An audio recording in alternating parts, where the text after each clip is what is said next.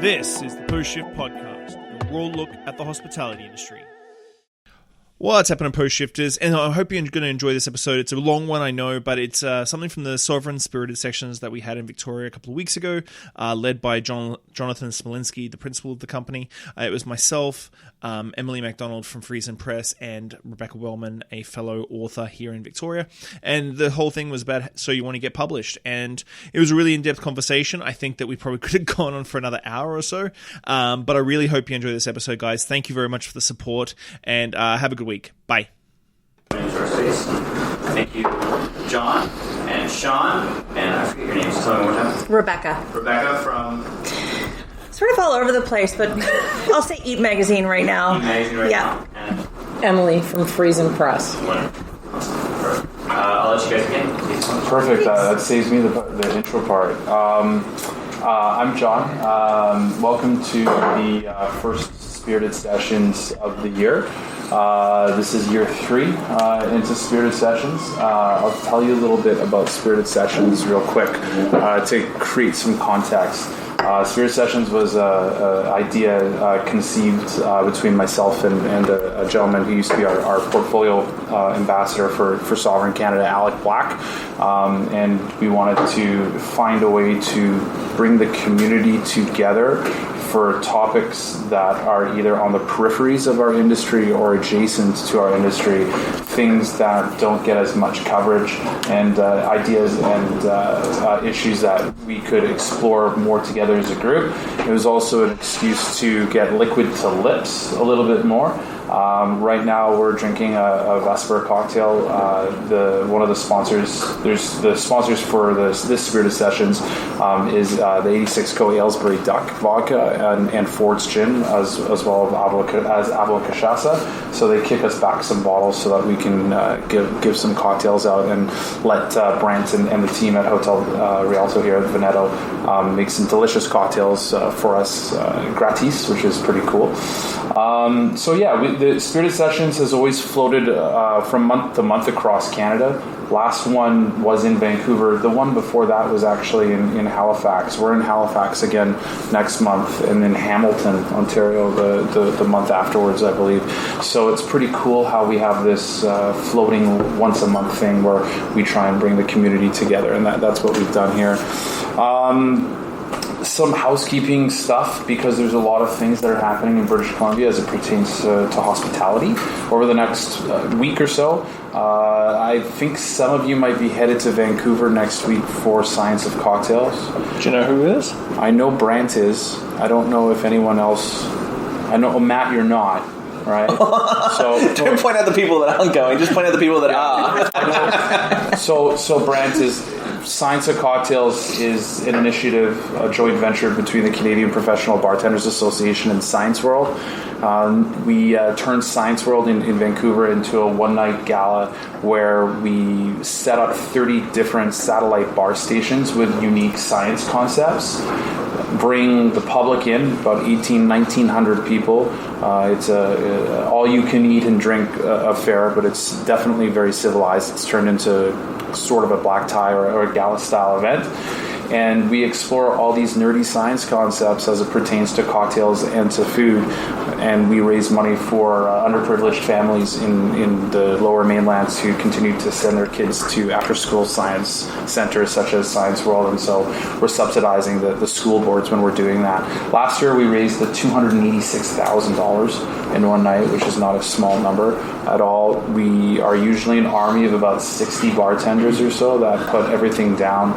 We assign different bartenders to different stations. We batch all in the kitchen in Science World and have a great time doing it. It's really, really heartwarming community event. There's some programming that's happening before that too. If you happen to be in Vancouver on Wednesday, there's the out-of-town takeover at Clue Club. I know Brant will be bartending over there, where we celebrate bartenders in BC. We have Brant from Victoria. There's a young lady from Gibson's as well, whose name is Violet, who's going to be down there bartending, as well as a young lady from Whistler, whose name is Rhiannon. The CPBA Cup, which is the annual Canadian Professional Bartenders Association Cup, happens on Tuesday, so it's a very busy week, and that that is being sponsored by Avila Cachaça, who's also sponsoring today. And we're going to send the winner of the CPBA Cup to Tiki by the Sea, which is an educational retreat on the Jersey Shore. In the summer, we bring a whole bunch of hospitality professionals and bon vivants from New York down and teach all about tiki on the Jersey Shore for a week and hang out on the beach, which is pretty cool. So that's some housekeeping. That's what's happening. Why are we here today? We're here to talk about. The title of the session is "So You Want to Write a Cocktail Book." I think we'll probably start getting into different topics within the journalism industry as it pertains to hospitality and bartending. But for now, I want to make sure that I introduce the panel and talk about the diversity that we have on this panel to help us tackle the subject of cocktail books, cocktail writing, publishing, editing, styling, designing, photography, and et cetera, et cetera. So do you want to introduce yourselves? Shawn, you want to start? You want me to start? Yeah, sure. I mean, you're here. You guys pretty it's different. I don't need to do a long introduction. I just put out my second cocktail book, Great Northern Cocktails. My first one came out in 2013, was Cocktail Culture, which I wrote with Nate from Nimble Bar. And then I'm, for some reason, working on my third cocktail book, which will be out this year sometime. And that is all... So Great Northern Cocktails is about 150 bartenders from across the country. And then BC Spirits is one of my little side projects that I'm writing a cocktail book all about craft distilleries in the province. So I write a cocktail recipe from every single distillery in the province. So if you've ever had to do an event like this, wrangling bartenders as well as distilleries are just as hard. So trying to get everybody to give stuff is extremely difficult. So I've written 3 books. I still write a little bit on the side, not as much as I used to. But I've been writing for a really long time, which we'll get into, I'm sure. Perfect. You kept it short. Is that a backhanded compliment? Yes, it is. All day. I'm Rebecca Wellman. I'm coming at this topic from a number of angles, actually. I'm the editor-at-large for Eat Magazine, and I've been working freelance for Eat Magazine for going on 13 years now. I'm also a published author. I wrote the book First We Brunch, which is based on a bunch of brunch and breakfast places in Victoria. Profiles not only the restaurant and the chefs, but includes a bunch of recipes. Recipe writing is challenging. I'll get into that a little bit later. And also includes some cocktails.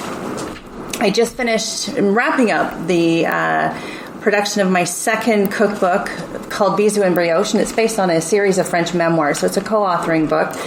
And I was just telling Will that we had to go to France to finish that off, which was not a bad gig. And I'm, I guess, mainly a food photographer in town and have been for 13 years. So, and then one more thing, I also do some work for Orca Book Publishers as a royalty specialist. So I understand how that works on the other side when authors publish and they're getting paid through their royalties. Do you have a favorite cocktail? So I'm going to say this, and I don't know if you'll know it. It's called the Spicy Dead Lady. Spicy Dead? No. What Yeah. is Spicy It's Dead a Lady? mezcal, falernum, Aperol, lemon, and then a spicy bitter. And Oh it's my God. fantastic. That sounds delicious. Yeah. We should have served that. Yeah, Emily. I'm Emily, work for Friesen Press Publishing Services. So we are in self-publishing. Previous to this, I'm not from Victoria, but I worked in financial printing previously. So no, have been in publishing for quite a few years in various areas. Self-publishing has its place in this industry now, I think, because there's definitely pros to it. There's cons as well, and that's what I think we should talk about today. But I also have done a lot of design work from, being a graphics person and things like that as well. So lots of different facets of publishing and printing that I've been in over the years. That's awesome. Do you have a favorite cocktail? Not really. No? Not really. All of them? No, really. Depends on what I'm eating. I think I want to know actually, or I think everyone would want to know how the two of you got onto this side of the industry as it pertains specifically to cocktails and food and drink? Because you probably both have some sort of journalism background, right? Or writing ed, publishing backgrounds. No. I have a fine arts background mostly in photography in the later years of my schooling. But it was for me breaking into a publication like Eat Magazine, which happened in 2007 when I randomly, and you know how sometimes things come together randomly. You don't really know how it happens, but it does. I emailed Gary Hines, who is the owner and publisher at Eat Magazine, and told him that I'd been to the Tofino Food and Wine Festival and that I had a story and I had some photos and would he like it published? And he said yes. And that was the beginning for me of specializing in food photography. I've been cooking since I was 12 years old. Food has always been a great passion. Cocktails have become the same because it is like cooking. You're layering and you're flavoring, and there's all sorts of different components. And sort of coming from a kitchen is helpful when you're making cocktails. So it was important to me in my brunch book to include cocktails because I think brunch can be just as cocktail worthy as any other time of day. So it was the combination of my love of food and cooking and my photography that came together, and that's how I started to really specialize and focus in that direction. Cool. How about yourself, Emily? What was your gateway? Your path in well, for me, I'm in publishing full time and have had that print and industry background. But in my part time, I'm a microgreens farmer. Ooh, microgreens so are that's cool. my connection to food. Yeah. We're one of the largest. We have one of the largest varieties in Victoria. So we're servicing caterers, chefs. That's awesome. Some bartenders and hopefully more bartenders after this. Microgreens. Perks microgreens. Perks microgreens. Support Perks microgreens. Yeah. That's cool. So I think Emily, since you have so much experience with publishing, say I have a book idea, or actually I've just even written a draft. Mm-hmm. What's my next step to get it into the public eye? Can you walk us through step by step? I have something worthy. I know it should be. There would be following. I need to get it out there. What would I do next? Well, it's really about learning about what's out there. Rebecca and I were talking about that because there's pros and cons to trying to go with traditional, and there's pros and cons to self-publishing. It really depends on the book, the person, what they want to do, what they're looking to achieve, their vision, all of these things. So I find myself educating people or just speaking with them on a daily to find out about them and what they're looking to do, really. And it's very much each book has its own individual needs. And each author and each writer has the same thing as well. So it's very much about talking to people about what they're looking for. But I would say when you're writing a book, you want to get into researching and finding out and putting a plan together early on to what's going to fit you and what path you want to take. So let's back up for a second. What does your day-to-day look like then as a full-time publisher? Very much consulting with people, letting them understand more about what self-publishing offers, explain to them, if they are looking for traditional publishing, how to sort of go about it and what they want to consider and how they want to prepare. Like Rebecca and I were speaking about, a lot of people have written books or are still writing books and they potentially want to get a traditional offer. It's best to really not rush that process of writing and then take on getting your book edited. Things like that can be really helpful if you're looking for a traditional publication offer, but then understanding that if you are looking for that, you have to be willing to sell off your book rights to them.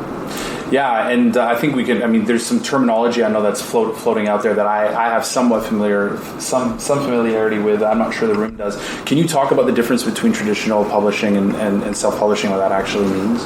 Yeah, generally what it means is if a traditional publisher is going to pick you up, they want to buy the rights to your book.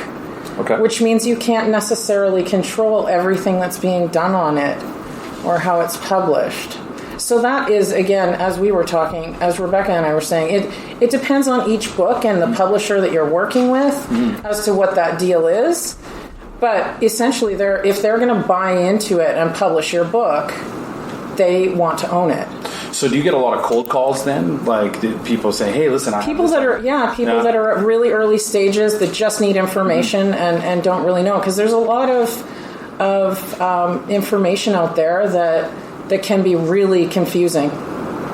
Interesting. So is there ever an RFP process that you would go through, like things that you're trying to specifically publish because you get a call out there? Like, are you tendering some things first in your inbox? I work with authors at times. There's some authors I've been working with for a few years that are still writing and still preparing and still taking their time, and some come to us and they do want traditional offers. They potentially could take on editing with us and then try and seek out a traditional offer.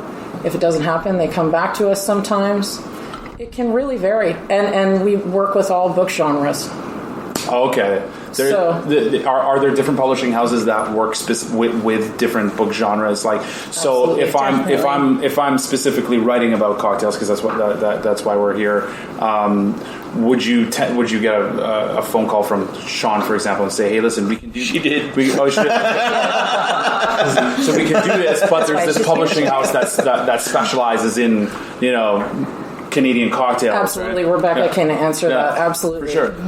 Well, yeah. So I'm coming from this from the angle of an author and from working with Orca Book Publishers as a royalty specialist, but absolutely. Touchwood Editions is my publisher for the cookbooks I've done because they specialize in cookbooks.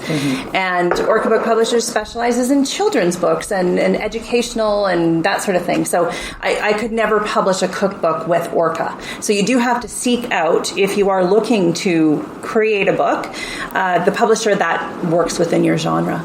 So I know that some of you are here for support and curiosity, but is there anybody in here who is actually interested in producing a book? Yeah. Okay. A cocktail book or a book about something else? Some hands are softly starting to creep up.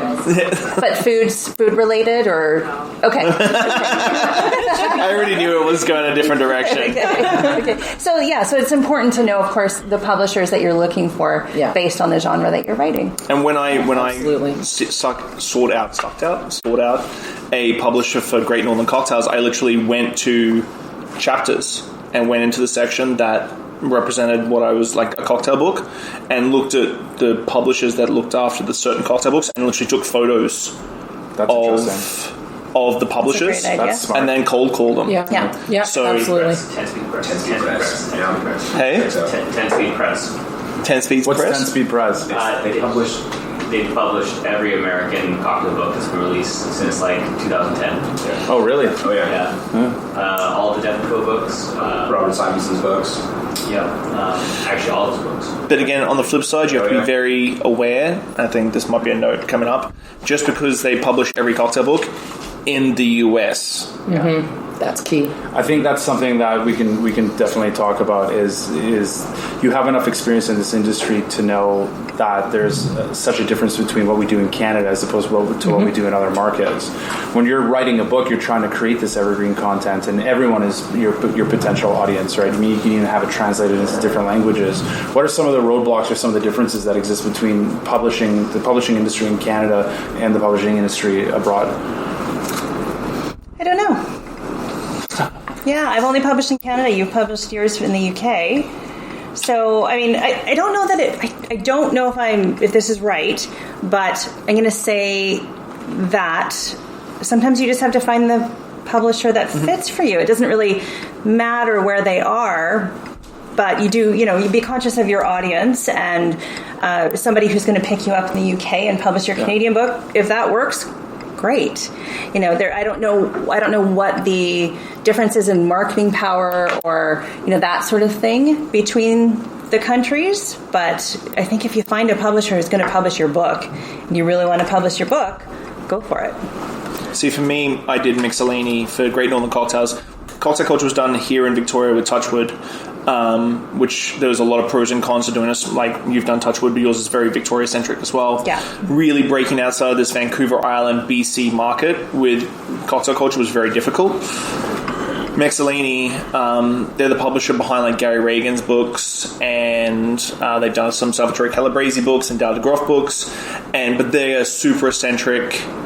They're super eccentric, sort of a pseudo-traditional, pseudo-self-publishing sort of house.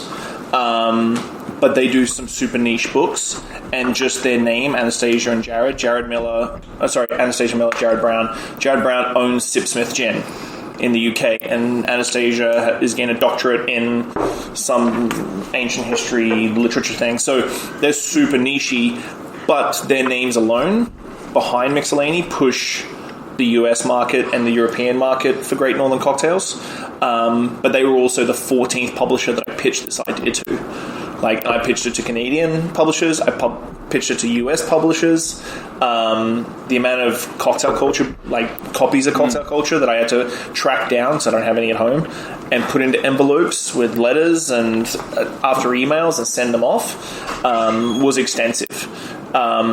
Hey, buddy. Hello. Just get off the lake shooting some ducks? Yeah. So you do have to sort of search out and look for. I was lucky with Touchwood because I did an article, some random like BC tourism article, and Ruth Lenker at the time, who was with Touchwood, reached out to me on Facebook. I was like, "Do you want to come in for a meeting?" And it was just luck that happened.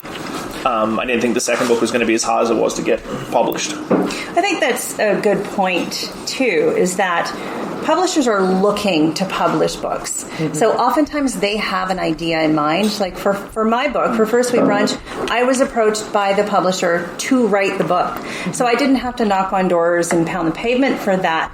However, that work was all done ahead of time. There was already an established audience. People knew me. I had relationships with people in town. And I think that's one thing I can't stress enough, whether it be a traditional publication or something that you self-publish with Friesen, is you've got to, when you go to a publisher, especially a traditional publisher, and you say, I have this idea, they're going to say, who's going to buy this book? Mm-hmm. There's no question that this is a business and that we are looking to sell the book. That is the point. So prior to that book, form an audience, get to know people, network, be active on social media, write. One of the biggest things I can say for anybody who wants to get into this sort of business is start a blog. Show us what you got. And I say that for Eat Magazine too. So if, sometimes we get emails from people that say, hi, I'd like to write for your magazine. What do you got? Show me what you got. And so, how many of those do you get, by the way? Out of curiosity, I mean, it's like just the amount of emails we get is outrageous. It is, and Eat Magazine is sort of known. When I first started with Eat 13 years ago, I knew photography, but I didn't know what I was doing at all. I spent 2 years afraid that I was going to get fired because I didn't know the industry or the business or anything about it. And Eat Magazine is an incredibly supportive magazine for people who are starting out. We like to help people through that process and get them their start. This is the community, and this is the support that we like to offer within Victoria and the industry. So start a blog, take some photos, hone your skills, get it out there, get an audience, and then you can start to think about a book. And you'll have an audience. She's absolutely right. And if you're looking outside of Canada, you have a much better chance if you find a literary agent to represent you. Mm-hmm. Because they have the connections. Mm-hmm. Yeah. And outside of Canada, a lot will require that. They won't even take an inquiry without it. But finding a literary agent is also difficult. So it's not if you have that, what Rebecca's saying, you have that platform out there on social media, and people are knowing who you are. Anything that's gonna bring some light on what you're doing is gonna be helpful.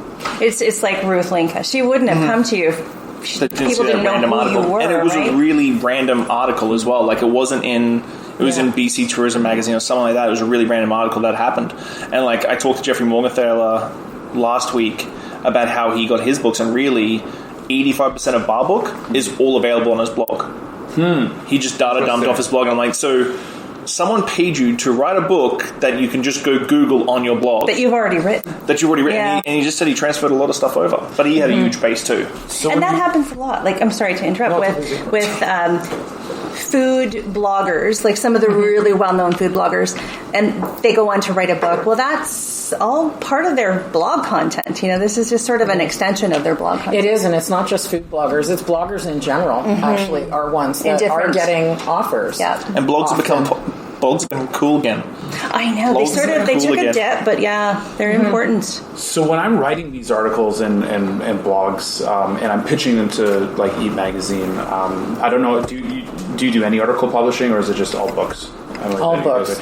So just like when it comes to articles or something like that, what compensation should I be expecting, or should I just be thinking that, hey, you guys are doing this for free? Not a lot. No, but I think it's important. I think it's important to touch on, because I don't think that there's the understanding of expectations that are out there. You know, how much is my work worth, or is it worth anything? Like, what is the market rate for what I'm doing?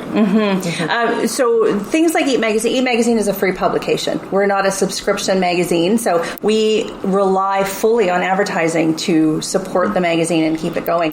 We're going into our 21st year now, wow. So it's been a really long time.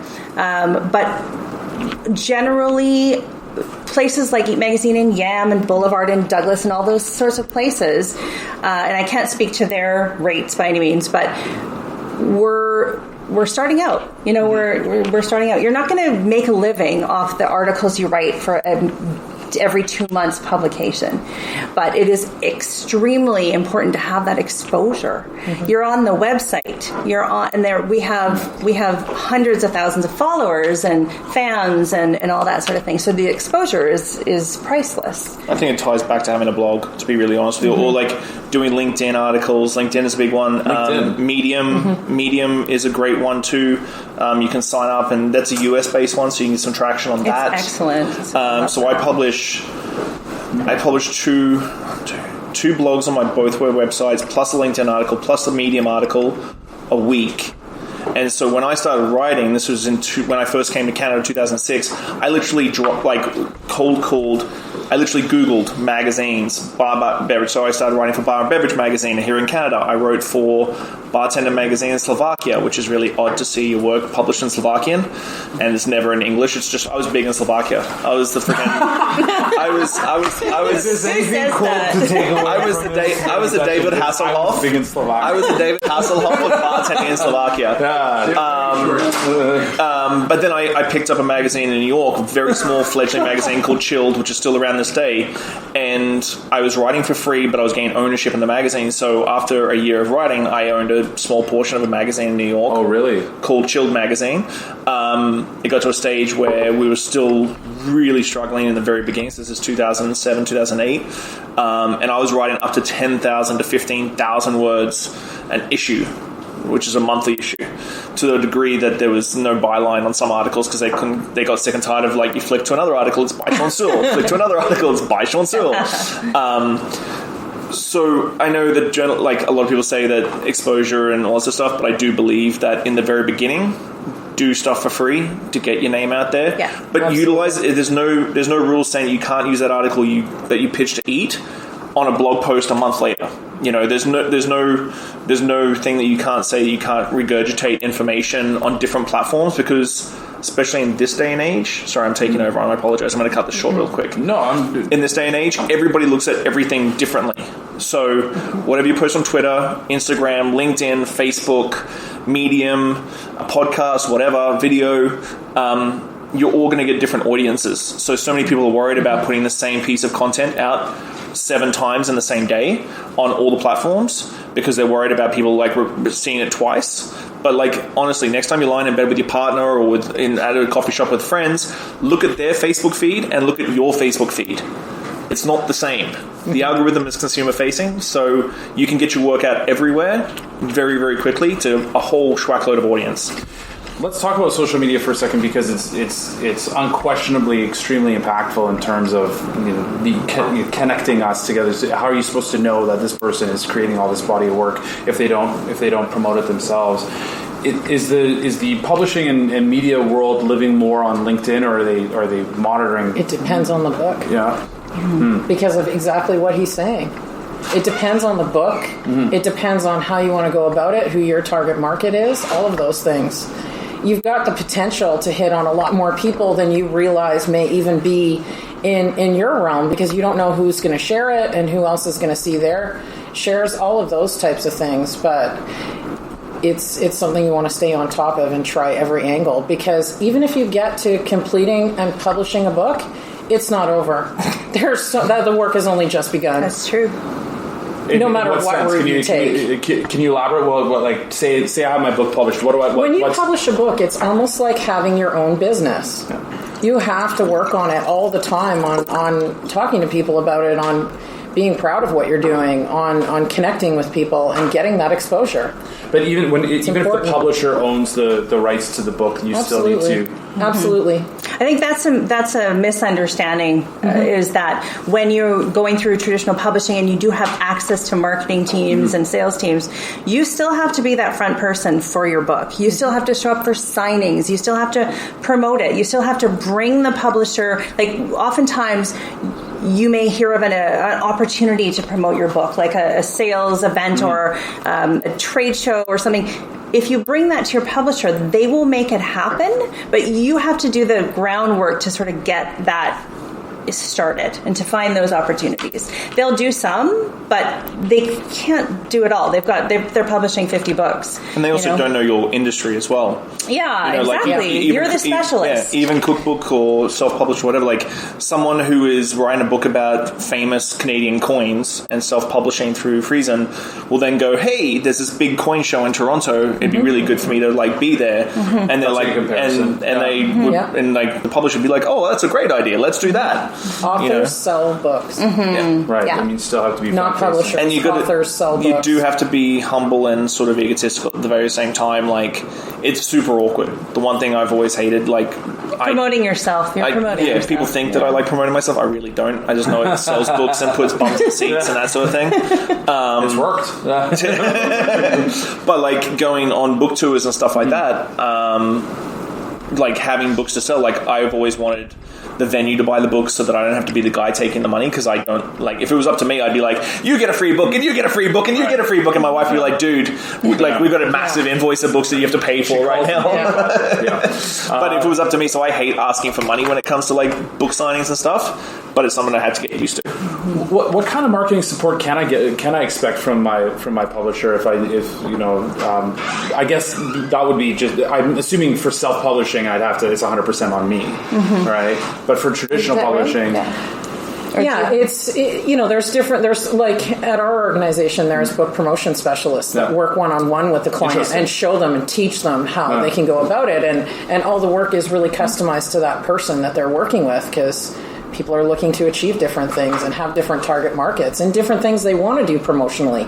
Just like you're saying, Shawn, there's a lot of people that don't want to promote themselves and really see it as like asking for money for their book is difficult. It's but it's one-on-one, and I think it really depends on your deal with the publisher as to what kind of marketing support. Most recently, I've heard more and more authors that were even at the point of signing with their literary agent when they were asked what their marketing plan was.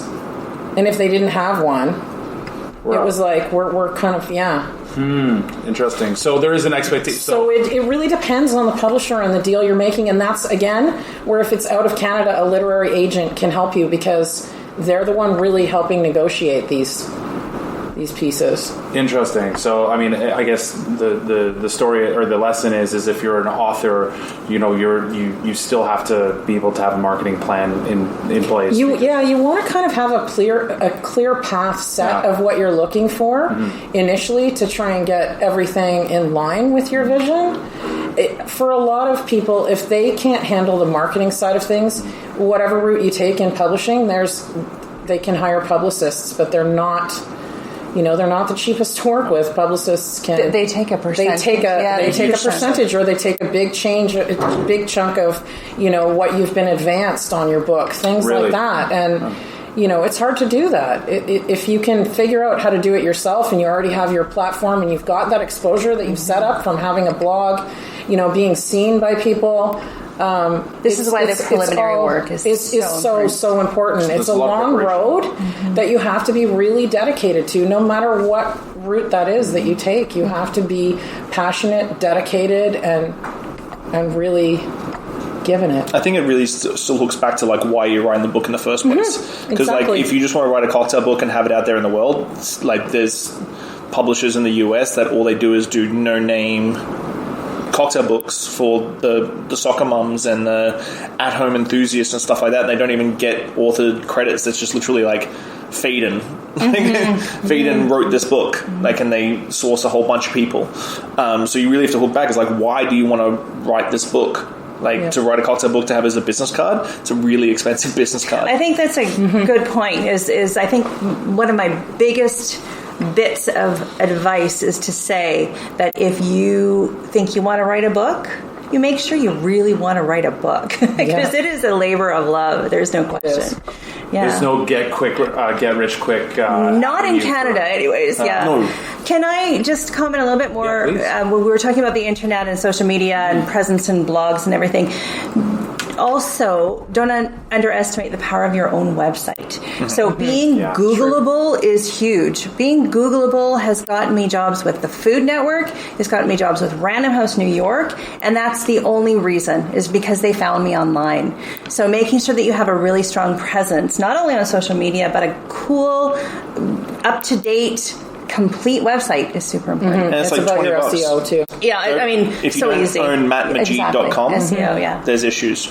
This thing is you should just buy your name. Go and check honestly, your name. there should be a thing in what you get your social insurance number, you get your website at the same time. And people think it's egotistical too, because everybody Googles themselves. Well, I do. But I own ShawnSoole.com. So conflicted. Yeah.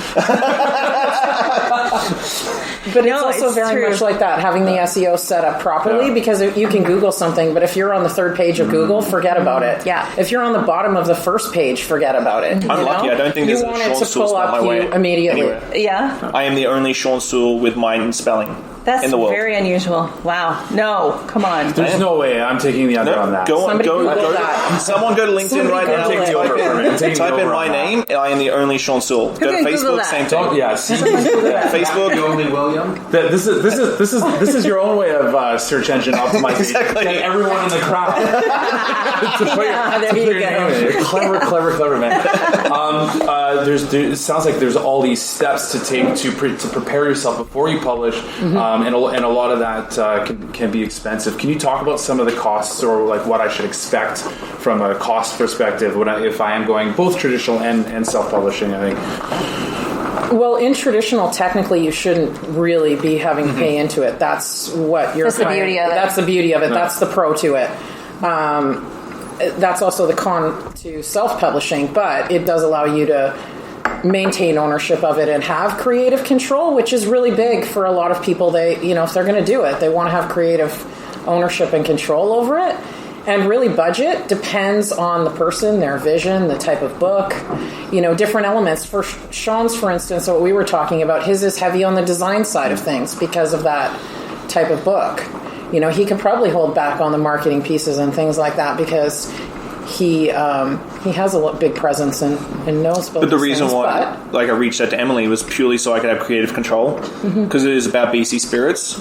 I know that by the time the book comes out, it'll probably already be dated, and then 6 to 12 months later when the next one comes out, and so on and so forth. And so having that sort of creative control throughout constantly was a big reason why I went to Friesen for the third book. So you specifically decided to go the self-publishing route as opposed to going the traditional publishing route because you knew that. Well, the funny story is that I was doing everything online because there's so many online publishers and stuff these days. And I started laying out the book, and Emily's seen it, and then I went to how much is this going to cost? And it was to produce one copy is $55. I'm like, well, that's not going to work for BC distilleries. And then this was after Emily said yes to the panel, and I was like, maybe I should talk to Friesen and sort of see, because Will's been on my back about self-publishing for like 10 years. So... And so I had to sit down because it became counterintuitive to publish through an online publisher. So that's interesting. So really it depends on the style of book that you're writing on, whether on which avenue you want to take. Absolutely. Which is a really important takeaway. Let's talk about. Oh, sorry. Can I mention on the other side of that for traditional publishing is. I'm a photographer. You know, I don't have those design skills I don't want creative control of that necessarily. Right. And for First Wave Brunch, we have this incredible freelance designer from New York who does these beautiful designs. So she made it look incredible. Like the way that she styled it and, you know. La-di-da. Yeah. It's her. Like she did so much that I never could have done myself.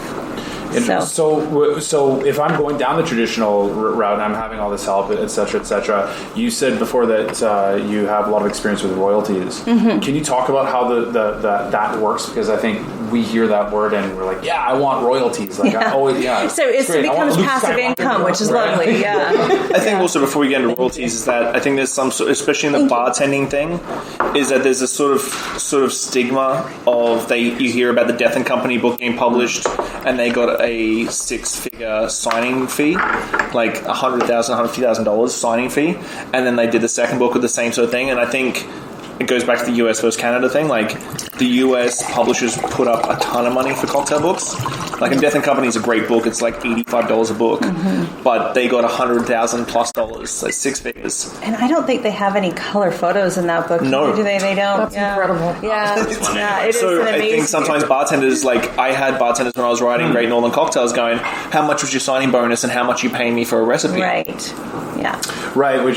So it's really all about. I mean, and I think in a sense that's why we're in this room, is to help manage expectations, right, and to be able to connect. Yeah, and not to be discouraging by any means. God, don't do it. No, I would say honestly, when it comes to doing a book, if you want to self-publish it, editing is where you need to really focus.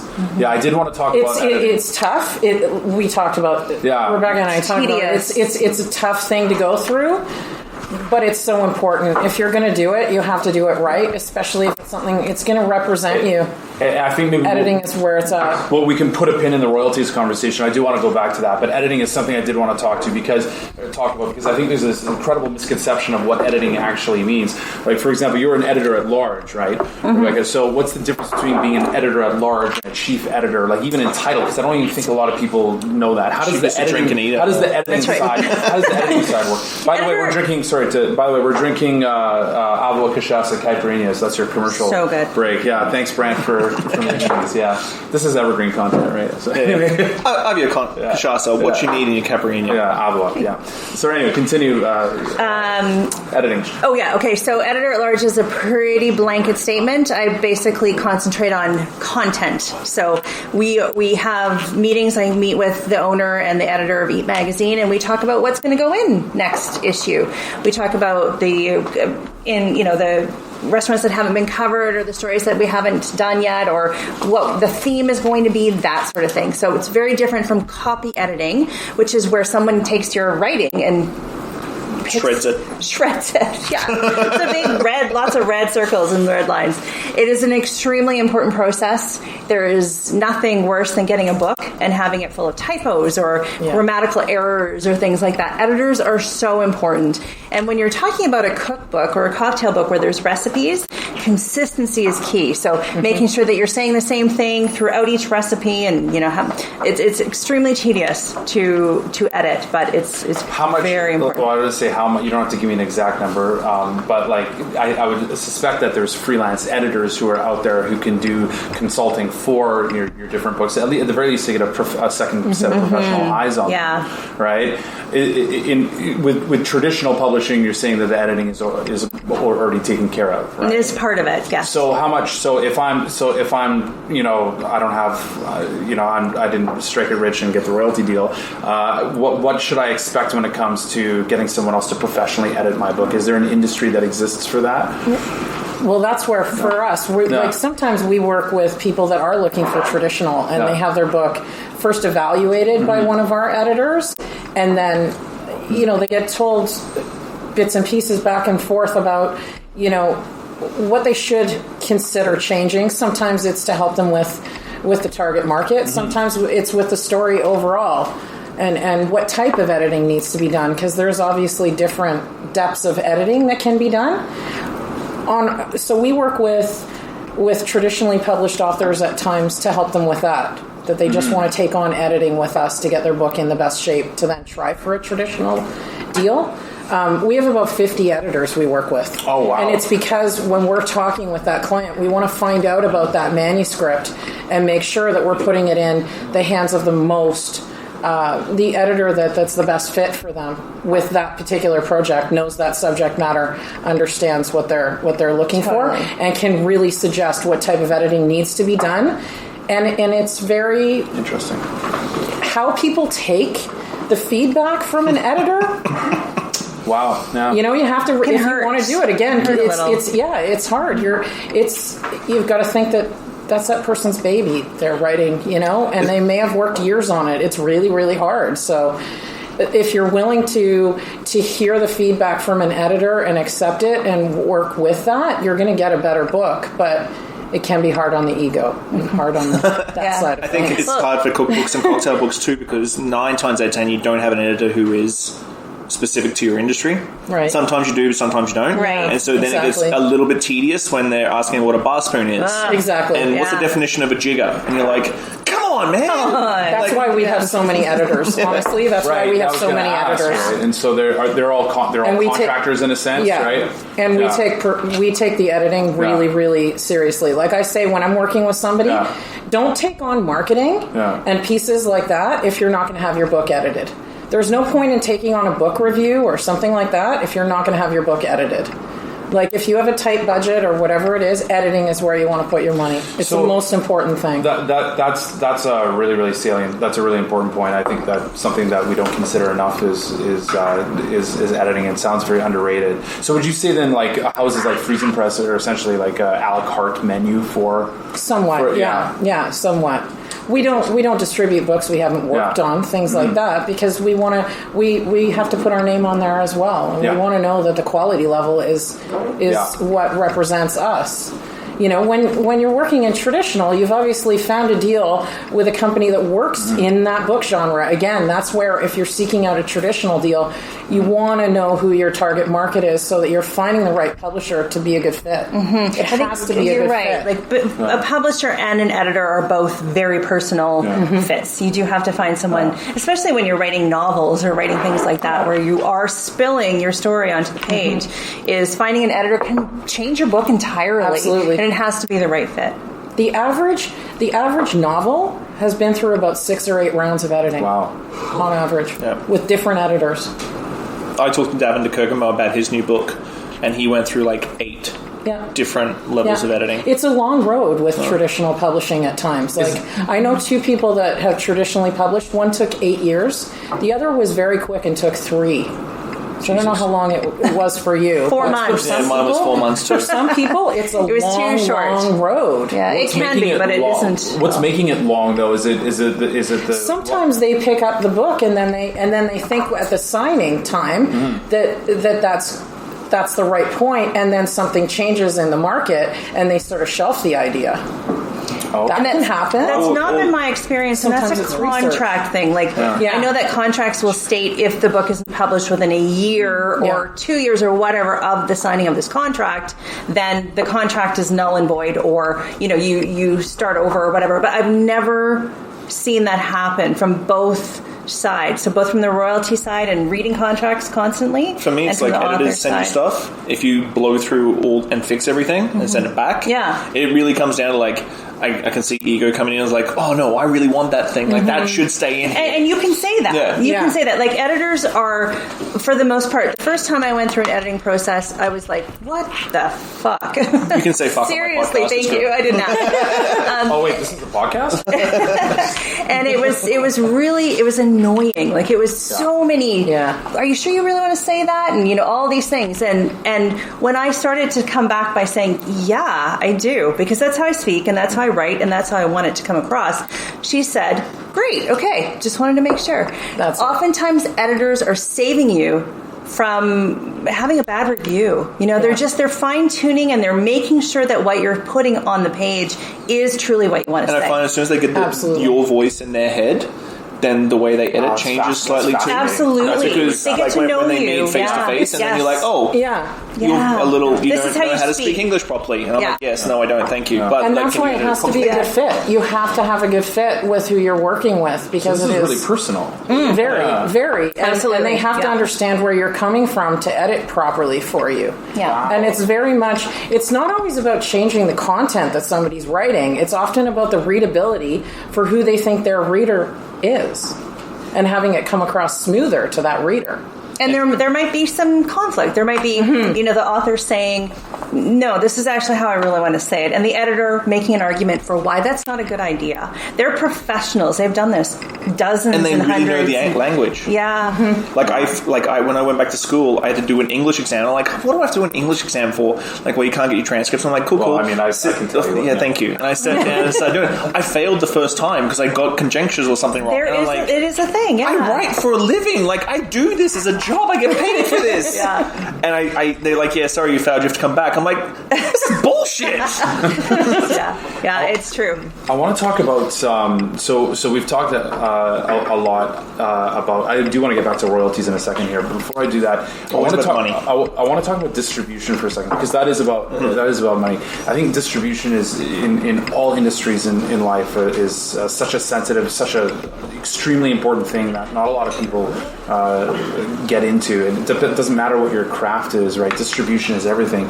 You can have the most amazing book in the world, but if you can't get it out there, if it can't get into stores and no one can see it, then you've still got nothing, right? Mm-hmm. How does distribution work in the world of books? And what advice can you give for those who are self-publishing for the best avenue for distribution? Well, there's a lot out there in self-publishing. Mm-hmm. There really is. We're definitely on the level of much more professional services, and the authors that I've worked with that were traditionally published and then came to us potentially because this book is different than the ones that they were working with before with their publisher, or just had reasons to take self-publishing as a route. Our distribution network is really wide, but it doesn't guarantee that your book gets picked up and put into a bookstore. That's where it's tough. So we work in print on demand. Okay. And our network is to over 50,000 retailers worldwide and listings for Canadian libraries. So you have to have your book to get it to be accessible to a bookstore to purchase. They really want to see you taking a lower royalty and having the book in a returnable state. So this is what we were talking about. Yeah, you were talking before about that this over meeting. lunch. Yeah. Normally the returns come out of your royalties. So with us, we offer, Friesen Press offers book return insurance. That means that a client can pay for a year of insurance and it covers any of their returns. But books are listed on these websites, over 50,000. If somebody walks in a bookstore, they can order it or they can order it online. Alternatively, if you do sort of a do-it-yourself self-publishing route and you kind of put it out there on Amazon, that's all you've got. And there is not a bookstore that is going to order a book from Amazon and stock it on their shelves. So it's limiting. So the returns things is the curveball. Like, I think we talked really about is. the traditional. So, like, you launch your book. I remember this plain as day, and I think you had the same experience where you launch the book just before Christmas. Every bookstore orders a ton of your books. It's awesome. You get that first royalty check after the first quarter. You're like, oh my god, this is going to be like, this is awesome. And it's a chunk of coin. And then the second quarter, when all the books start getting sent back because they didn't sell over Christmas, and it's a negative number, and you're like, huh. and then from there on it sort of just dribbles. Yeah. It's cyclical. It's very cyclical. Can you elaborate a little bit more, because I think not knowing anything about that side of the industry, let's talk about royalties and let's talk about how returns work and how royalties work. And, okay. Yeah. You give us a 101 if you would. Yeah. Sure. So royalties are what a traditional publisher pays you for the rights to your book. where I work at Orca, and every publisher is different, but typically it's paid out twice a year, and it is based on those 6 months of earnings. So when you sign a contract with a traditional publisher, it is you have a set percentage of what you're going to get for each book sold, and it depends on where and who it's sold to. And what I mean by that is if it's sold to a wholesaler at a cheaper discount or a higher discount, you're going to get less royalties. If it's sold to a retailer like a bookstore, you're going to get a bit of a higher royalty. But it's really a negotiation between you and your publisher. So and also ebooks. And also ebooks, yeah. And also, I mean, there's so much more technology that's happening, like audio, enhanced ebooks, and, you know, every sort of reader, like what we have from Amazon and, you know, all those things that have their own little readers. Those are sales as well. So you get royalties from all of those sales. When a bookstore isn't selling your book for whatever reason, it's up to them to, you know, put it on display and do all those things. That's another thing I just want to say quickly is that when you are going to a bookstore and you know that your publication is there, offer to sign your books. Offer to, you know, say, hey, my book's here. Can I sign some for you? It sort of gets it out to the front and gives them a little bit more incentive to sell the book. They put a little sticker on it. Exactly, like create a relationship with the bookstore owner. But ask first. Don't just go and sign them. Although my wife goes into bookstores and puts my book on the whole shelf. Covers all the whole shelf. There, you can do that. You can just tricks like that in terms of exposure. So anyways, when bookstores do not sell your book, they might return the book to the publisher, and this is within a year. I think they've got a year with Orca. Anyways, they have a year to return. And those are negative royalties. So those come off your next royalty check. So it is a reality of publication across the industry, and it hurts a little, but it's the truth. Yeah, that's true. And no matter what you do, like what route you take with publishing, you've got to get into bookstores and meet the managers of the bookstores. Yes. Shake hands. Like you've got to be willing to do that. It's all about the hustle. And it is, we're talking about cents in the dollar for royalties. Like we are talking a small amount, but like for that small amount, you got to pound the pavement, and it is, everything is incremental. Like it's a very incremental micro win for like a macro sort of thing. Same thing with, I don't even think we even got this. I don't even think we got this on the list, like awards and stuff. Right. That's so the funny. other. You gotta circle it. That was the next topic. So like for me, like awards, cocktail culture and Great Northern Cocktails, I'm already Googling like all the awards, Tales of the Cocktail Awards, all these things, and submitting out of my own pocket. So, like, I've bought a whole bunch of books. I have ran 28 books in my house at any given time. This time around, trunk of your car, in the trunk of my car. Hey, I get it. I got liquor in my trunk. I know how it goes. But you really got to look out and go, okay, well, how do I want to get this out and across in markets? And then also you look at like what we're talking about marketing is like what bar shows, like in our industry, what cookbook shows or restaurant shows has a bookstore, because a lot of restaurant shows these days have bookstores and on at event pop-ups and stuff. Can you get in and do a book signing somewhere? Or if you go into a show, try and line up a book signing at a bookstore locally. Like you're constantly going to be switched on. If you win an award, like it doesn't matter what it is. I know that it's kind of a onerous. Like there's a lot of different awards. But if you win an award, what kind of boost can you expect to get from your book? Like, well, some are monetary. Like some you get paid for awards. Others are simply the status of having that sticker on your book saying it's award winning. I mean, when you're looking through cookbooks and you see maybe one's an award winning, you might tend towards that one a little bit more than another. The thing about traditional publishing is that they have access to all of these people that run these award programs, and so they don't even tell you. They will submit your books to multiple award competitions, and they also have access to trade shows, international trade shows that might be beneficial. So this is another good thing about traditional publishing is they have access to all of these outlets that you don't have to worry about. You know, you can, like the book that's coming out for me right now, which is Canadian published, but is a French sort of theme.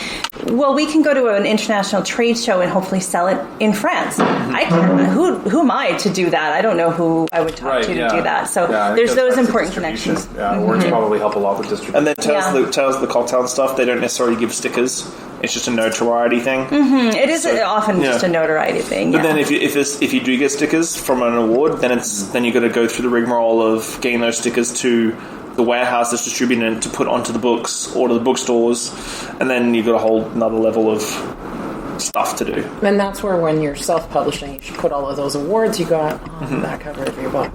Things like that. And on your website. Pieces like and on your social website. media. Oh, absolutely. All of those things. You have to connect all the dots. We're good. Let's jump over to, because Rebecca, I know you have a lot of experience with photography. Let's jump over to the visual and design stuff for a second. You have an eye for that. What kind of advice that can you give out to aspiring bartenders and hospitality professionals when they're putting together photos and different images for their work? Is there something that is a pathway to success more than other things? I think, everything photography is all about the light all the time. And bars and, those can be difficult. They're dark and they're hard to shoot sometimes. So get creative. Include some people. People really love that when they see people in photos. Create an identity for yourself and include yourself in that branding. Make sure they're beautiful. Make sure they're in focus. Make sure that you do this sort of thing. Make sure that they are they're nice. They're good. Pleasurable. They're pleasurable. I haven't had a drink for a while. We'll see how this goes. But I think the hard thing is that books and websites, to a degree, books definitely, the pictures are still something that are held up on a pedestal in a good way. But like when you look at social media and websites and stuff like that, stuff on iPhones is passable these days. Yeah, it's amazing. Like super passable. Like phones are getting better, all that sort of stuff. But books are still sort of held in in a regard that you need a professional photographer for books, which you do, which you 100% do. I learned my lesson for Great Northern Cocktails from that, big time. Yeah. So for BC Spirits Cocktail Book, I've actually hired a photographer for that, and he's an enthusiast out of Vancouver. We are taught not to judge a book by its cover, but we do. Yeah, and that's really important to make I wish people didn't. I'd get further in life. Right, front and back. Yeah. So, oh, fuck you. Can you say that on your own podcast? Fuck yes. Okay. It's my fucking podcast. I'm just going to do an episode just me saying fuck over and over and over again. I wonder how that's super popular. Picture style books. Yeah. Think about the reader, right? They're going to look at the back cover maybe a little bit and read about it, but the images are going to hook them and they're going to buy it because of that. Yeah. Especially in this industry. Yeah. They can't taste your book. Yeah. They can look at it. Which for me, second time around, I'm definitely hiring a photographer in for the second edition of. But again, Great Northern Cocktails, to go back to West's Dick point. You're a dick point. The publisher chose that cover. Right, Like, the publisher chose that cover. Like, I put it up on Instagram. Like, I said, like, and don't get me wrong, for our smart, there was 4 or 5 covers, like Nathan said, and that one got a lot of response from a bigger market than our little bubble of people. Yeah, it is a red cocktail with a nice cube and a cocktail glass, blah, blah, blah, blah, blah. But on a shelf, looking outwards, a soccer mum might pick it up and buy it. And the thing is that we get into this little bubble of our, I'm going back to social media, I'm sorry. But we get in this little bubble, but the cocktail culture in Victoria is great, but still only 10% of the market. Still such a small little niche market. That's sitting on a shelf in Calgary or Edmonton or Red Deer or in Toronto is going to get more looks than it was a super hipster Canadiana one with a freaking Mountie hat and fire and a polar bear and sleds and shit, and I'm like, that's not gonna work. I was like, that's just not where we're going with this one. And it was a great cover. I personally loved it, but I also know that sitting on the cover is very intimidating if it was sitting on a shelf. So would a company like Friesen Press also have an army of photographers as well? Not photographers, but designers and illustrators. All right. And by design and illustration, you mean actual layout? So people could buy into custom illustrations, and they're at different sort of levels as to what work can be offered. Everything from sort of, colorful sort of line art for children's books all the way to fine art. We have a large group of illustrators as well. But a designer is the one that's going to look at your photographs, start building your book and putting it together. And if they see something, like we're at Friesen Press, if they see something they don't think is going to look good for whatever the quality of the image that they've been given, or the layout of because the client gets to really dictate, and then they get our feedback along the way. Like we're not just going to go along with the client if we think they're making a bad decision. We're going to say, this is probably not a good idea, this is why. We really consider, we really want you to reconsider and try and do something else. Either pull this image, give us a different one, reconsider the layout. That's our suggestion. In saying that, and maybe you can comment on this too, is printing color photographs is very expensive. It is, absolutely. So, it's sort of a definite standard for me to every single recipe has to have a photo for me. That's the way I want my books to be. I agree So with looking at a cookbook. Yeah, I would be attracted to. Absolutely. We offer premium or standard color. So art books, photography books, where there's a need for high caliber color, the option is there, but it can almost double the price of printing that book, so it's a consideration. Some authors go with just getting it out there in standard color for print on demand, and then start ordering quantities that they want and buying in premium color for that. That's nice. And I always suggest to them, consider doing that as maybe a limited edition or something like that. Where those are the books you're selling directly, but you've got the other ones out there for the rest of the world that you can't reach, that they can potentially buy it. Standard color allows you to still put out a printed book in color. Shawn and I talked about this. We looked at the comparison. We have books that show the comparison side by side. And again, it really depends on the image and what's going on with it. To the trained eye, you will notice the difference, To somebody that's in graphics, design, photography, art, they will notice the difference, but the average reader may not. I know I do want to take some questions. I think questions are good. Yeah, questions are good. The only last question I wanted to ask is, going forward, are you publishing a book? Is this what the whole point of this? No, it's not. It's maybe. What do you see as the largest industry roadblock going into the next decade here within the frenziness, the craziness of the publishing and the writing and editing industry? Being unique. Yeah. I think that, there's so many people who have access to an audience these days that it's really hard to be unique. And back in the day when we didn't have the internet and we were relying on books and magazines, it was easier. There's so much content to be absorbed these days that you have to have a niche. And I think you said that earlier, or it might have been at lunch, but we talked about niches make riches. Yeah, there's definitely you've got to have an edge, and you've got to be first, because there's just everyone's on it. Well, I think again, when you are unique, there's going to be other people in that niche that are unique. So what makes you more unique, and that then it comes down to the design and the colors and yourself, quality, the quality of yourself, well. Marketing yourself. You're representing yourself. There's tons of people out there writing cocktail books, Death and Company, and all Morgan Thaler and all these sort of things. So I think the only roadblock personally is on a personal level is yourself. Because if you can find a unique way of doing it, whether it be foraged ingredients of BC in cocktails, these are all unique ideas that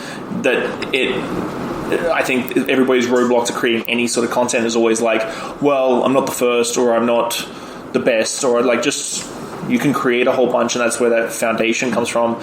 There's always someone out there. There's times when I put out podcasts or videos and I'm no one's going to watch this, and then all of a sudden something resonates with someone, I get a message, and I'm some random 19-year-old bartender in Ohio messages me on Reddit saying, thank you very much for this, I needed it today.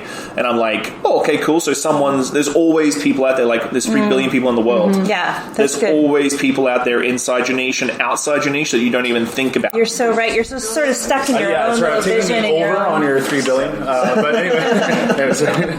Yeah, you're right. I think it's don't magical. Forget that. I think it is. How many people are in the world? Yeah. How many people are in the world? About 7, I think. Yeah. I was reading something the other day that said 3. It might be 3 million English speaking though. There was someone going on about the coronavirus. Cool. Anything to add, Sir Emily? I thought you didn't want to. I think it's a magical combination of having a quality book, knowing who your market is, having the distribution to them, and following up with marketing. Marketing has to be ongoing.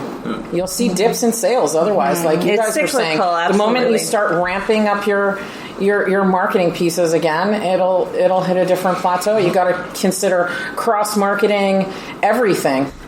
Yeah, Every angle you've got, but niche books, definitely niche books. And just own it. Once you have the idea and you want to do a book, just do it. Just own it and do it. Go for it. Because the thing is if you do print to order or like a print to order or self-published, you're dropping X amount of dollars to get it published. If it doesn't work out after a year and you don't get what you want out of it, it's done. Like, you don't need to keep going. There's no, like, the only result-driven thing or expectation that you have is in yourself. Like, you've paid the Friesen Press to publish your book, and you send it all out, and if it doesn't go well, then you either sidestep and figure it out, or you don't do it again. And you go, that was a great experience. But you'd also be surprised that some things don't necessarily take off in the first year. We were talking about that the other day. I mean, really, we have a series of marketing videos from David Chilton, who is one of the Dragon's Den guys. Right. He did The Wealthy Barber. His book came out in about the mid to late 80s. Didn't really hit until the mid 90s. He ended up selling 7 million copies. Was it marketing effort or consistent marketing effort that? Yeah. Just sometimes you're early too. And it became that word of mouth, and you pass it to your friend. It was like, I read that book. I would never read a financial book. Somebody passed it to me. I was in the financial industry at the time, and in printing, and somebody passed it to me and said, you got to read this. And it went like that. Like, you don't know who's going to pass it on to the next person and the next person, and it doesn't always happen right after publishing.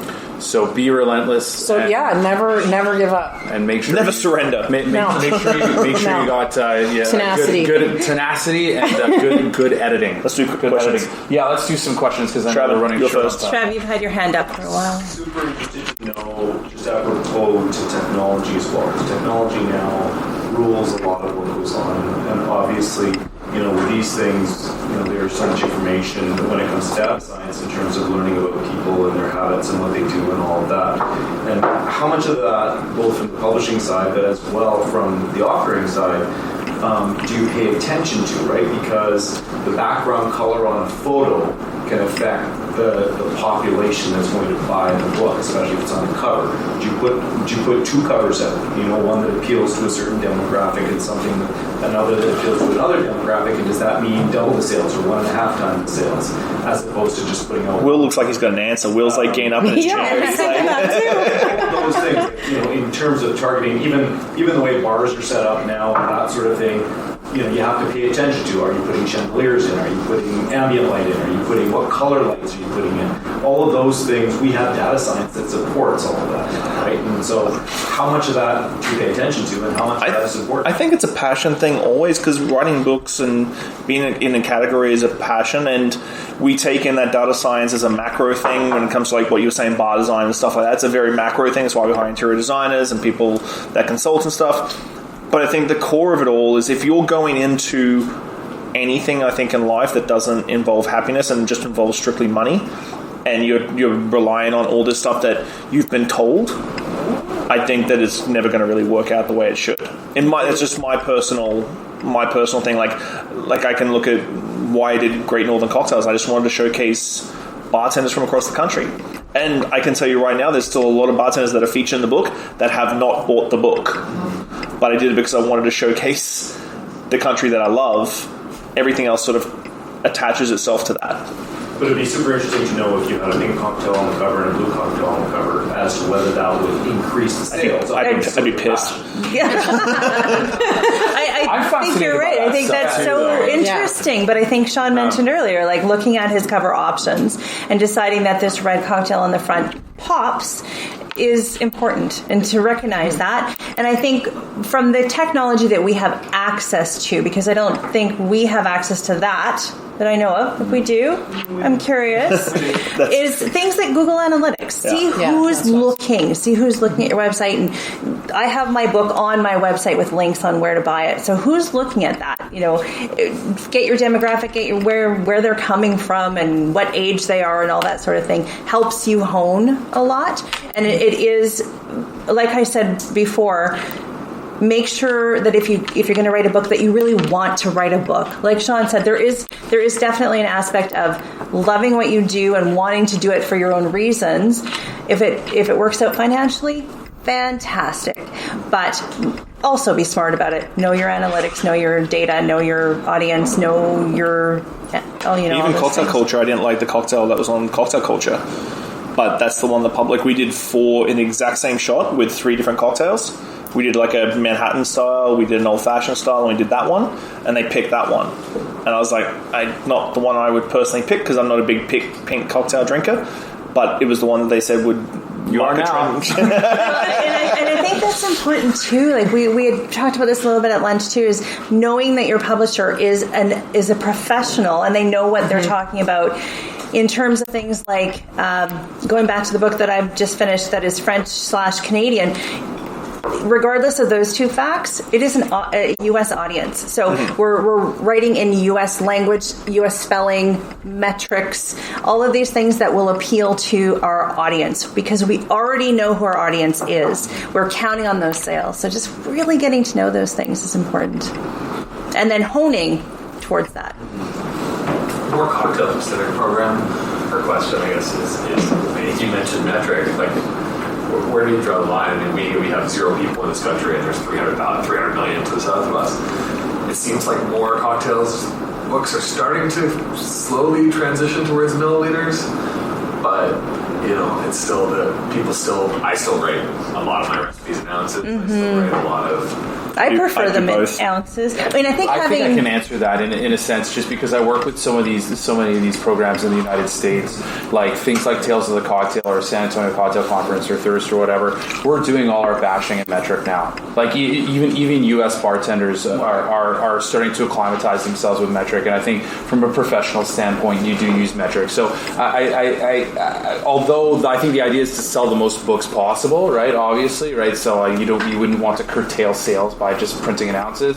I think that bartenders do, at least the bartenders that are buying those sorts of books do respect and understand mills. Well, Shawn, you always wrote your recipes with ounces and milliliters in brackets, so you always knew an ounce. And that came from the first book. That's what I was thinking. That came from the first book. Right. And so after I had to reformat every recipe from Clive's and all the bartenders, and I had to reformat every single one, I was like, fuck this, I'm not doing this again. From that point on, the recipes I know you still use and Westy and that, like literally are the same formats that I got told to do by Touchwood.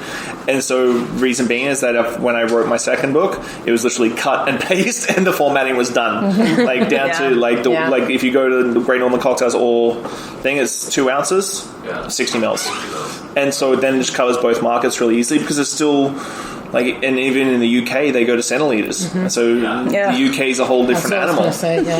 European. Those are tricky. Both actually. But ounces and mils. Difference Guide, if you go on there, they actually do both ounces and mils, which is... And all books should have a conversion chart. Yeah, that's what I was going to say. Yeah, just like an index, you need to have the conversion on that they can refer to. So, kind of touching on all this technology and that the access to information is so easily accessible right now. What is your kind of opinion of the near future of putting all that effort into writing a book, a physical thing that you can hold? Is it worth doing it anymore? Personally, I collect books. I go and search them out. Yeah. I like the physical. Me too. Part, but what's the trend? What's happening now is that do you find that there are still a lot of those people that want that physical touch? Or is it changing? Is it evolving? I think it's dipped and it's coming back, and I don't know if this is my personal preference speaking or if this is really what's happening out there, but I love books too. I love the feel and the smell and everything about cracking a new book. But it's sort of like vinyl coming back. It's sort of those sorts of things. People really appreciate that tangible, full color sort of format. And yes, there are e-readers, and yes, there's iPads and online and all this sort of stuff. And lots of online magazines are popping up these days, which is really very cool. I hope and I don't think that books are ever going to be obsolete. No. I just don't. Statistically, I think there's too much information on the online now. Like overwhelming. there's a ton of information, then you've got people piggybacking on other people's recipes and all this sort of stuff. So I think books are sort of bringing it back to an actual like single source material, instead of like if you type in Jeffrey Morgenthaler's grenadine recipe, you're going to have maybe him in the first 5, but then you're going to have blur. Yeah. And I think there's too much information out there now, and so I think books will always have a nice outside the romantic tangible feel. I think They're original. The SEO, unless you've got really great SEO, you can have a fantastic website. But if your SEO sucks, it's not showing up. that's what I said earlier. Absolutely. I can tell you that statistically, in print on demand, statistically, ebooks sit around 23% of the market. Paperbacks far outsell them. They double them. Which Kindle... So people still agree they want the physical book. I can speak to the bigger industry, knowing our parent company prints all sorts of published books, and yeah, we did see a dip. I think when ebooks became popular, there was a little tiny bit of a dip, but we've by far come back from that, and print books are growing faster than they ever grow. But the technology for ebooks has been around for a decade, and it still hasn't. It's taken a dip, but it's not replacing. No, I don't think it ever will. I just don't. If you love a book, you buy it. Yes. You might buy the ebook, but if you love it, you're going to buy the You keep it forever. Exactly. It's one of those people things. turn and buy the hardcover then. Yeah, you can't sign They'll buy the ebook, but if they love it, they want the hardcover in their library. Can you buy it now? You get the digital download. Yep. Yeah. Like in the fold, like hey, for your book. Not for books. Not for books. But wouldn't that be fascinating? Like, because if you buy the copy, but you don't want to take it around, you want to put it on the train while you're doing whatever train people do, like. Whatever train people do? Books don't have a lot of space. I think what's interesting is what are your trains? Anyway, continue. I know what you're saying. The cocktail book doesn't seem to be going out of style. And if I look at the best-selling cocktail books that have come out, they're all these giant format, like colorful page books that are just they're not for your. Hey, I think there's a demand for that, right? As someone who's always trying to go research and find cocktails, wouldn't it be nice to have this kind of digital index if I could take all my cocktail books and put them... But then on the flip side, even like we talk about Death and Company getting this massive like signing bonus and all this sort of stuff, but like Avery self-published their book. And Avery is a massive book, and they self-published that themselves. Well, they kickstarted it. Avery? Yeah, they kickstarted it. It's a great book. Yeah. That's another thing, is the business model. So, Kickstarter, that sort of thing. It's actually a great idea. Firstly, Brunch was actually a bit of a... Firstly, Brunch was sort of like that because... I went to all these restaurants and said, do you want it? Like, this is a great opportunity. And again, I had the relationship with them. So I'm not going in cold calling saying, hey, I'm writing a book. Do you want to be in it? And they're like, who are you? I don't know. They trusted me. They knew I was going to deliver something quality. Representing them well. And so to buy into that book, they pre-purchased, and this is the beauty of it, they pre-purchased 10 copies of the book, and it was an excellent price. They were getting, it was $350, excellent price, and they were getting all this great advertising. So I was paid for my photography up front, which was so nice for me, because sometimes being a writer and a photographer, I work for nothing to begin with. So that was super effective. So sort of using that business model is great. Anecdotally speaking, Emily, are you seeing a incremental rise for demand for books pertaining specifically to our industry? Or is that... It depends. It kind of goes in waves, I would say. When it comes to doing a cookbook or a drink book, it's so dependent on the design aspect of it and really the client really having a vision. I would say it depends on the time of year. We see more at certain times than others. Often it's a long process for books like that to really pull it all together. it's best to start researching early on if you have the idea to do it. So, go ahead. Sorry to interrupt. What's the market share of like cookbook, drink books compared to publishing overall? Maybe you have an idea about it. Oh, you're talking 1.5%. We haven't time for that. I'll tell you anything. I think it's still, they're always popular, but in because they're not dated. But I think in terms of the overall, especially in self-publishing, I would say that it's still kind of small. I mean, cookbooks and cocktail books would be very small compared to the broader amount of books because it's harder. I mean, to be honest here, like you've got photography, you've got recipes. Like, there's something to be said for creative writing, but very specific writing, very specific formatting is not straightforward for most people. It's technical. It's technical writing. Very different. Alicia, you had a question? There's a lot of aspects. A bit of a pragmatic one, I guess. Just what makes an effective cold calling? Are you guys like literally on the phone? Is it an email? Because presumably the goal of that is to give an abbreviated pitch and get a meeting. So what makes you effective? Show them what you got. And so I think emailing with a link to some articles you've written or your blog or some photos or whatever it is you're trying to pitch is the most important thing you can do, is really show them in advance what you're doing, what you can do. So cold calling and saying, I have an idea, I'd like to write a book, and without anything to back that up is ineffective. And just be ready for no's. Be ready for so many no's.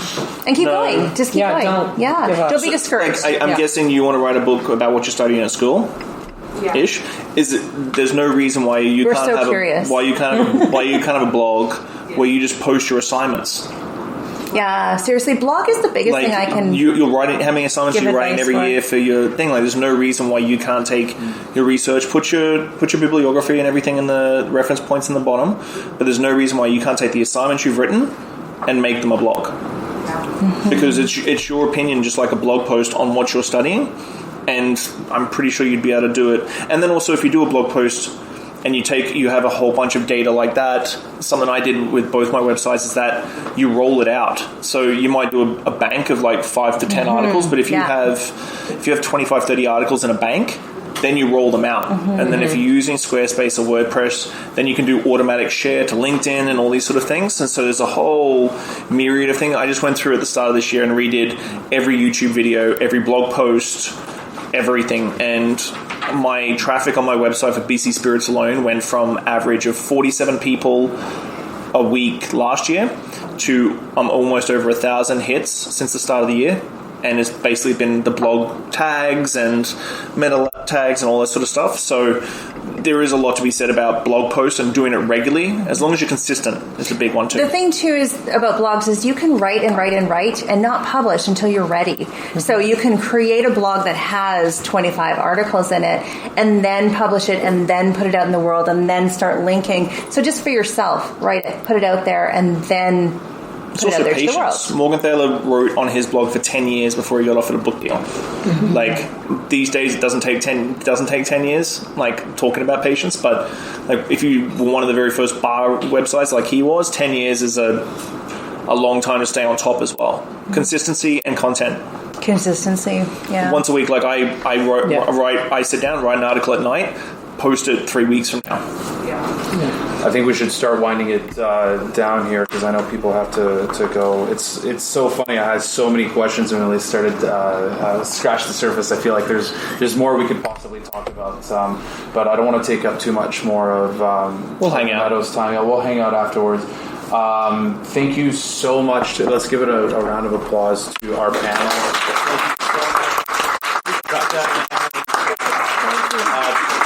Thank you to Brant and the team at Veneto for making these wonderful cocktails.